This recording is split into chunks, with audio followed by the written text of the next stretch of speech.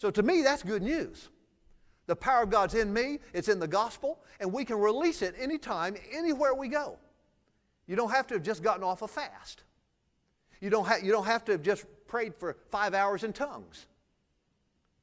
It works all the time. Doesn't matter how you physically feel or whether you feel spiritual or not. Look at the next translation. The Blackwelder translation says, the message of the cross is potent. I like that too. It's potent. The Bruce translation says God's power is inherent in the message of the cross. Now, I especially like the word inherent. God's power is inherent in that message. That's where the power is. That's where the power of God is. It's in that message. So when you preach that message, God's power will be automatically manifested. It will be there. See, you need to believe that. You need to know that. Now, it can be there and nothing happens. Because, see, when you preach the gospel, people have to believe it. Faith comes by hearing the word. If they choose not to believe it, well, then they're not going to receive. But if they'll believe what you're preaching, then the power of God will work for them whatever they need.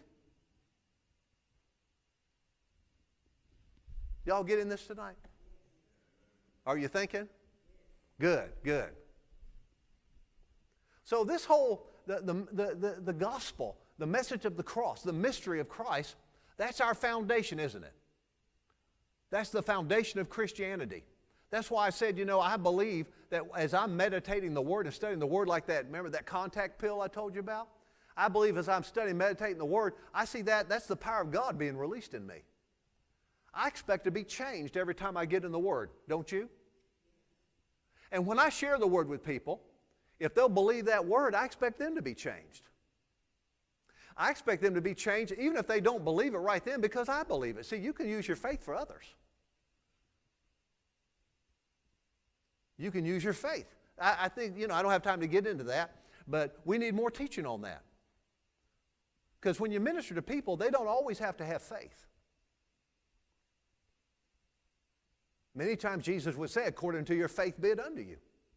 A lot of times people, they did believe God, they did believe Jesus. But remember, every person that Jesus ministered to on this earth, every single one was lost. No one Jesus ministered to on the earth was born again. Nobody was a Christian. Nobody was redeemed from the curse of the law. They were all still spiritually lost as far as the definition of being lost is concerned. They weren't new creations in Christ yet.